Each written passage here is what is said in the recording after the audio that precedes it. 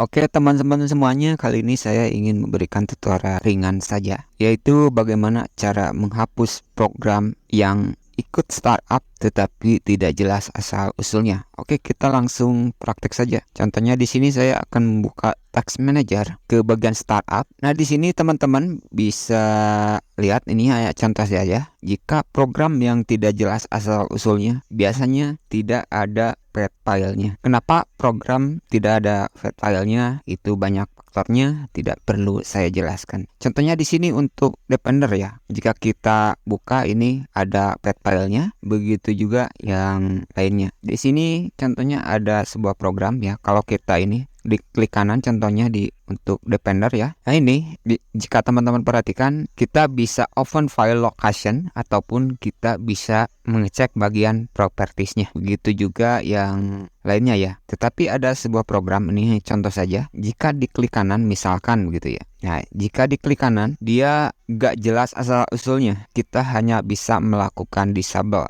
Hanya dengan disable, kita tidak menghapus, hanya untuk menutup saja ya. Ini walaupun namanya sistem, ini kita tidak boleh terkecoh ya. Dan harus teman-teman curigai jika menemukan file yang ikut startup seperti ini ya. Terutama open file location-nya tidak jelas dan tidak bisa kita klik, dan propertiesnya juga tidak ada. Oke, bagaimana cara mengatasinya? Di sini saya tidak akan disable karena kalau hanya disable dia masih ada ya. Oke, caranya di sini saya menggunakan software pihak ketiga. Di sini saya menggunakan Gallery Utilities. Kenapa? Karena kita akan mengecek bukan standar startup saja ya. Di sini teman-teman tinggal download saja di Google untuk Gallery Utilities-nya. Klik bagian pojok kanan bawah, klik, pilih bagian startup.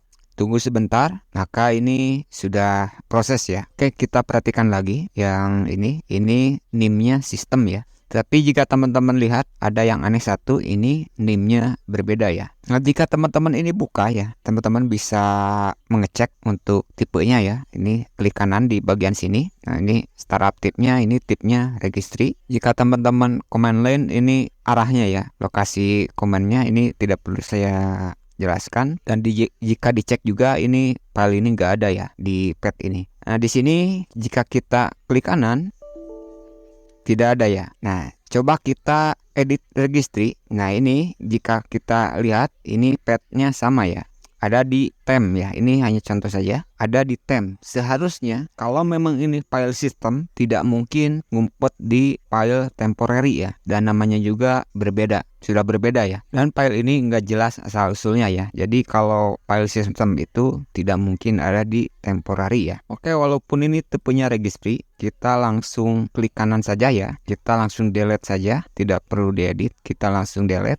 Karena di sini kita tidak bisa menghapus ya. Nah, di sini kita hanya bisa untuk disable open file share online properties. Kita langsung hapus saja. Yes. Nah, teman-teman bisa lihat otomatis menghilang ya. Oke, jadi begitu. Nah, sekalian ini kan startup program. Kita juga bisa mengecek schedule-nya. Mungkin ada program yang ingin teman-teman matikan startup-nya. Schedule, kemudian plugin-nya juga teman-teman bisa lihat. Kemudian di aplikasi service-nya juga teman-teman bisa lihat. Mungkin ada yang aneh ya. Kemudian di Windows Service juga teman-teman bisa lihat. Hati-hati ya. Apalagi kalau di Windows Service jangan sembarangan mematikan service ya. Bisa-bisa komputer teman-teman nggak jalan lagi, nggak bisa startup ya. Hati-hati ya yang bagian Windows Service. Kalau startup ini masih aman walaupun pada dasarnya kita disable semua ya. Tapi saran saya lebih baik enable ya. Kalau seperti antivirus seperti Windows Defender lebih baik utamakan ya. Oke, tipsnya cukup simpel ya untuk menghapus program startup yang tidak bisa dihapus. Semoga bermanfaat dan assalamualaikum warahmatullahi wabarakatuh.